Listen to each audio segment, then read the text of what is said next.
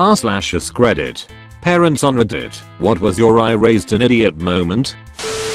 Not my story, but my granddad's from a few decades ago. One day when my uncle was about 10, he heard from somewhere that babies float, and for whatever reason this really interested him.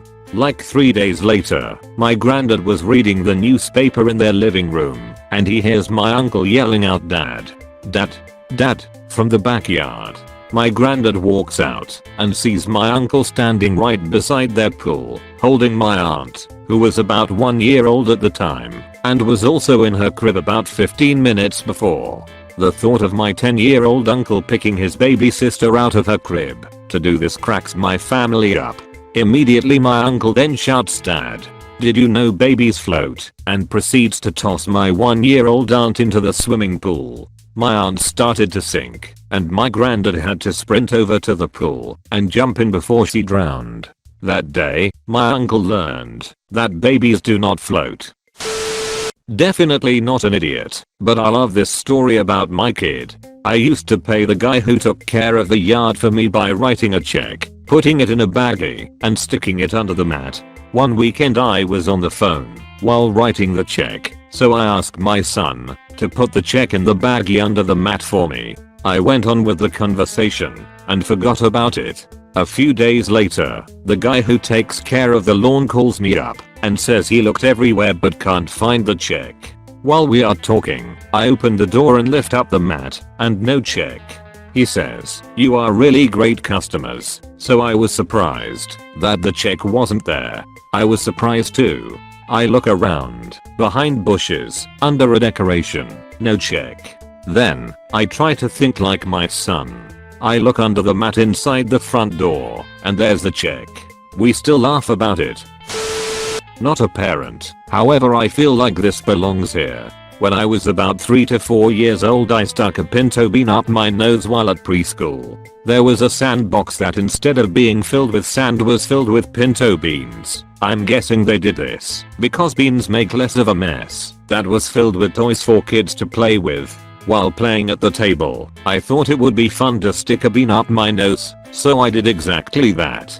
If I remember correctly, I was able to stick it up my nose and take it out successfully the first few times that I did it, but then it got stuck. So me being the smart little kid that I was, I decided not to tell anyone about. Me not telling anyone was due to a mix of me being worried about what my parents would say and not knowing how I'd convey to them that I had stuck a bean up my nose and couldn't get it out. Eventually, a whole 7 hours later, while I was taking a bath I decided it would be the right time to tell my parents what happened. I don't remember much after me telling my parents what happened, but from what they've told me they were both highly amused and incredibly concerned as to how they ended up trying to get pinto bean out of their soaking wet child's nose. Sadly, they couldn't get it out and so off to the ER we went. I swear my oldest is not actually a dumbass. They were just having a bad day. A few months after they got their first car, they were in a very minor, no actual damage done, accident in a parking lot. They called me panicked. I told them to relax and exchange insurance information just in case. 10 minutes later I get another panicked call because now their car won't start. I calm them down, tell them to call roadside assistance, and I'll come meet them at the parking lot. I get there just after the tow truck arrives. My oldest is nearly in tears over their car. I give them a hug and reassure them that it's probably something minor. There's simply no way the tiny fender bender they had could have caused any damage significant enough to disable the car. The tow truck driver hops out, takes one look at my kid's car, and asks, "Did you put it in park?" before trying to start it, while pointing out that some light was on. My kid goes back to their car, and sure enough, in their panic over the earlier fender bender realized they had turned off the car without putting it park. Thank goodness it was on a level surface. They hop in, throw it in park, and their car starts right up. Much to their relief, the tow truck driver and I have a hearty laugh. In a similar vein, my first car was an '87 Accord. It was old enough that you didn't have to depress the clutch or brake to start it. You just had to turn the key. So, a few years later my dad is out of town and I decide to borrow his pickup. I was living with my parents at the time, and he was okay with me driving it. I had driven it hundreds of times before. So I drive it to work, and when I go to leave, it won't start. I'm panicking, trying to figure out what's wrong, and not sure what to do. My dad is usually my first call with car trouble, since he's a mechanic, but he's out of town. Thankfully, one of my coworkers sees me struggling, and walks over to tell me to push in the clutch. Facepalm. My 86 Nissan 720 pickup didn't have a clutch interlock switch. You could turn it over while it was in gear, and those Japanese gear reduction starters had plenty of torque. It'd start up in first, or in pretty much any gear, if it was in 4-wheel low. 83 and 92 Ford Ranger didn't have an interlock switch either. 94 and 97 Nissan pickups did. 02 Accord did. One day, I left my wife in the Accord with the engine running, and a count on while at the store. Apparently, one of the 2 electric fans had failed, and it overheated while I was in the store. I come back out and yes, the engine is still running, but the temperature gauge is pegged past the H mark. The account is blowing hot, not warm, but uncomfortably hot air. Just walking up to the car, you could smell the valve cover gasket cooking. I asked my wife why she didn't turn off the ignition, and her reply was, "I thought you had to push the clutch pedal in to do that." I couldn't even get mad at her, as there was actually some sound logic in that statement. The car survived the ordeal, and somehow didn't blow a head gasket. Oil change, fresh plugs and wires, and a new valve cover gasket, and it was right as rain. I got another 37,000 miles, and the guy that bought it from me a few years later got another 26,000 miles out of it. Interestingly enough, he scrapped it because the clutch was acting up, which from his more detailed description sounded like the master cylinder needed to be replaced. Wish I could have bought it back from him, but unfortunately, not in the budget. He scrapped it at 242,000 miles. TL. Doctor. We've had many manual equipped vehicles with no clutch interlock switch. We've had many that did. Wife doesn't turn the ignition off on my overheating car because she thought the clutch had to be pushed in, since it has to be pushed in to start the car. I'm a parent, but my children are brilliant angels who can do no wrong/s. This is my mother's favorite story about me. When I was about 2, I climbed up on my sister's crib, jumped off and said, "Look mommy, I'm swimming." Of course I started bawling as I hit the floor. A neighbor came over, thin walls, hearing screaming, asks what's wrong, what happened, etc. I stop crying and tell her no, I show you, and proceeded to swim again. Edit. Thank you for both the silver and gold award. I was not expecting this to blow up like it did. Here's another one for you. When I was about 5 or 6, I didn't know the difference between on purpose and on accident. My grandma was questioning me if I had hit this other little girl, and if it was just an accident or on purpose.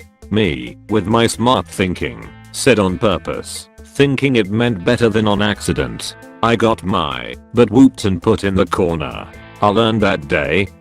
PS. I did hit the girl on purpose. I just wanted to get away with it. Edit 2. Well, since you all like those stories, I've got a few more. First story. I was in the 4th grade, so around 9 years old. A bunch of punks were bullying me for being short. I stand now 4 feet 9 inches. With full confidence I told them, "Say what you want to me." My dad says I'm a wanabe, not understanding what that meant. That was actually a good day, ha. Story 2. When I was about 7 or so, they had just finished building a new Dollar Tree. You know, the store where everything is $1. Well, I thought that meant anything was just $1. I really wanted a laptop and wouldn't shut up about buying one at the dollar store. Yeah. 3-year-old is preparing for his bath. His underwear looks strange, but I'm distracted. His brother. Kid takes off one pair of underwear, then a second pair, then a third. I ask why he is wearing 3 pairs of underwear. Kid looks at me like I'm an idiot. Mom told me to put on a clean pair every day. That non-autistic kid grew up to place the highest in math in our large Midwestern city. But even in his 20s you have to make sure you give clear instructions as he will follow rules to the letter. Edit. Or grade my best comment and I'll probably delete it. I would never want my kid to see it and believe I really think he is an idiot. Edit 2. My wife works in education and specializes in autism, not autistic. I'm sure we could have found someone to make a spectrum diagnosis, but we, especially my wife, saw no advantage in doing so. She is as wary of the educational industrial complex almost as much as Eisenhower was of the military industry. And for crying loud, our 3-year-old doesn't need a bath every day. Are you people serious? Anything more frequent than a week was unheard of until 50 years ago, and beyond the first world this is still the case. Feel free to do with yours what you wish. Now teenagers could use 2 baths per day. Teenagers smell. Edit. Not induction but electric with Sarah Meglis. Not a parent, but I think my mom would agree me posting this. My mom had just gotten the new kitchen and my brother can't cook for shit. A fried egg was challenging for him and about the maximum he could do. So in my mom's new kitchen she had an induction stove. You know, the one that doesn't have gas, so no flame. Well, this moronic baboon of a man-child, he was 24 at the time and still living at home, thought it was about damn time he would make his own damn egg. I was visiting my mom at the time and I see him much about in the kitchen, and after a while I hear a lot of noise and see a lot of smoke, so I go check on what he's doing. This genius thought an induction stove was like those things they have in restaurants, I don't know the name, where you don't need pans and can just fry stuff on. He had applied some butter right onto the induction stove, right onto the glowing hot red soils, and cracked 2 eggs on top of that. He thought he was handling it pretty well. I'm an uncle, so maybe that counts. My little nephew, I love the little shit to bits, is probably one of the most spaced out kids I know. So much so, he was already tested for autism, but it came back negative. He's just fascinated by very different stuff than normal kids. So spaced out boy sneaked off and decided to climb into our enclosure because he saw pretty flowers at the other end of it. We were in the middle of enjoying a nice summer day on the mountain tops of the Alps when we heard cows go wild. Immediately everybody's head turns to look for my nephew. My little niece then goes and tells us he wanted to see the blue flowers there and pointed to the end of an enclosure with a huge, and I mean holy shit, how is this even a real being and not the stuff of legends and myth kinda huge bull in it who was absolutely focused on my nephew. A little explanation as well. Kids here have a good understanding of what animal can be dangerous for them in the Alps.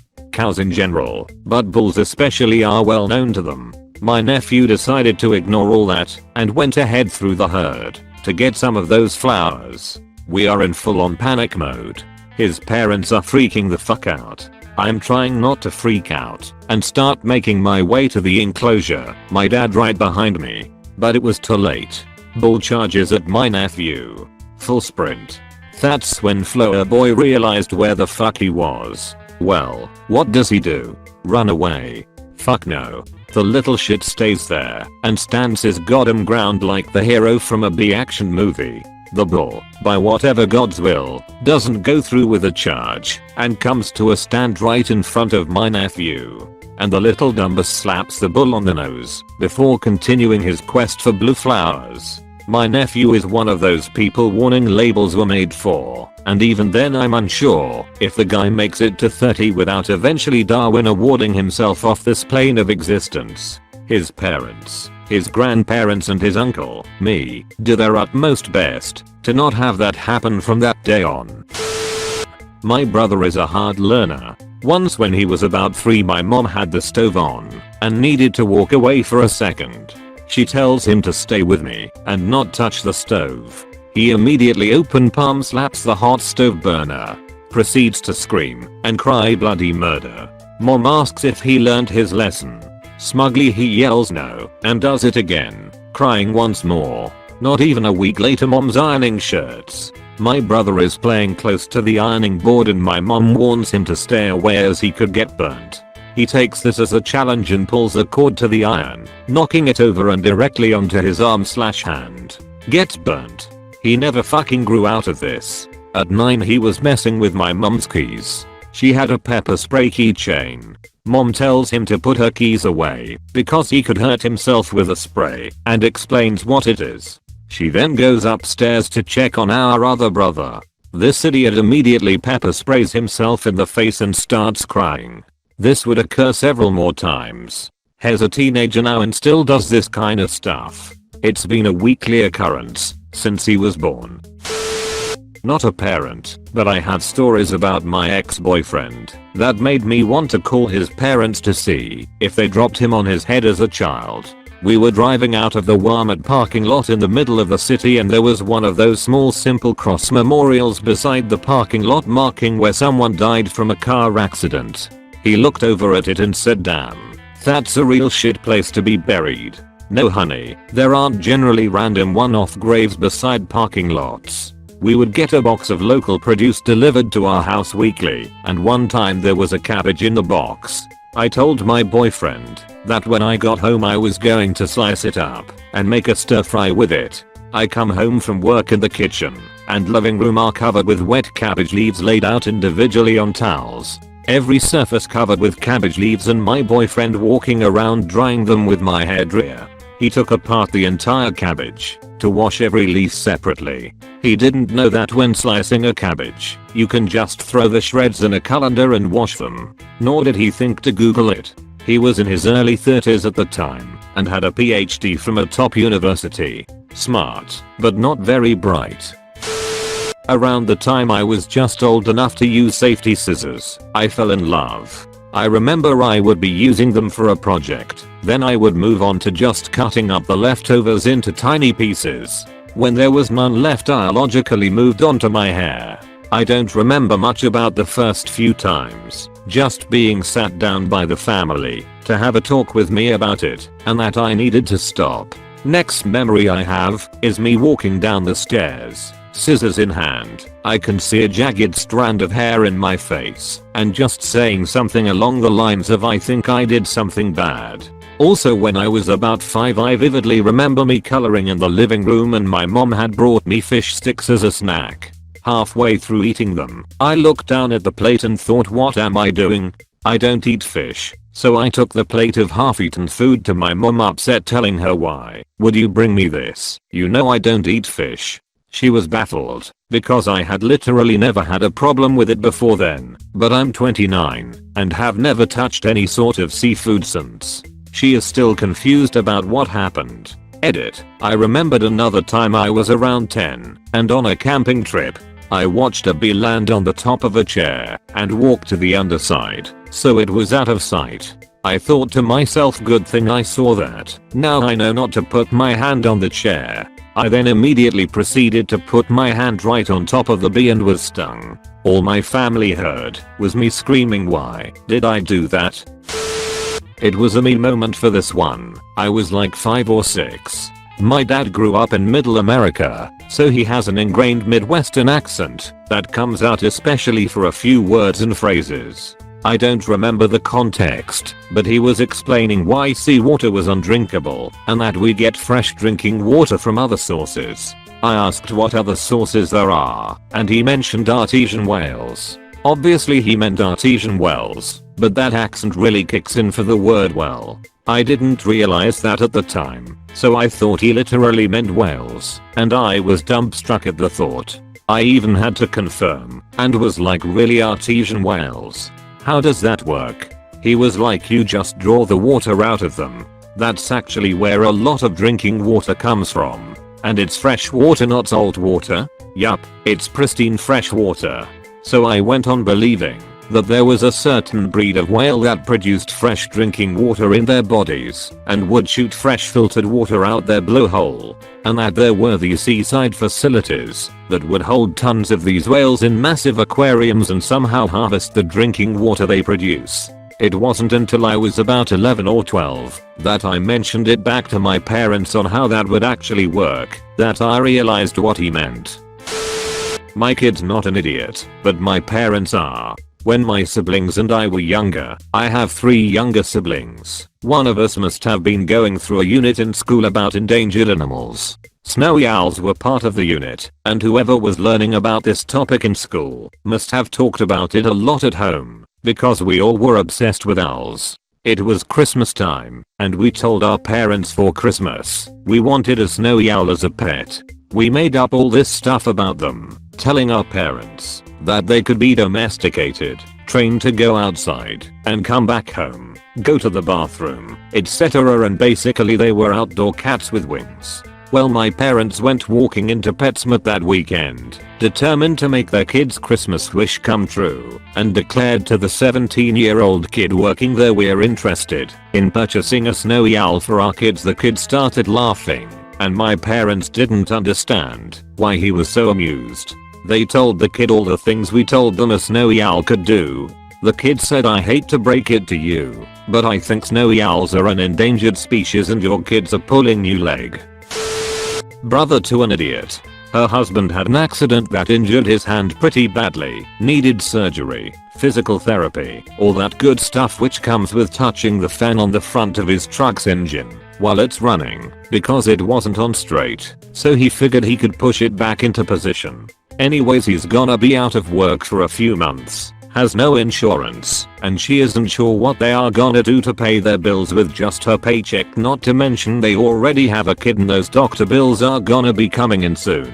Come to find out, he did have insurance through his job and everything was taken care of, plus he had a bunch of sick time saved up, so he was paid during his recovery. Right after all this, she comes over and announces she's finally pregnant again, and they had been trying for a while now. She couldn't figure out why no one was super stoked to hear that the couple that just thought they were financially ruined due to an accident have been, for some time now, trying to have a second kid. Neither of them are that bright. I'm late to the party, but my oldest is the idiot. Heart of gold. A math whiz. But, truly an idiot. Evidence, telling his sister not to breed rabbits, because if we get some, he knows I will make them eat rabbit eggs. Making inventions for single mothers who do not have kids. Drawing a huge penis in water on his school sidewalk.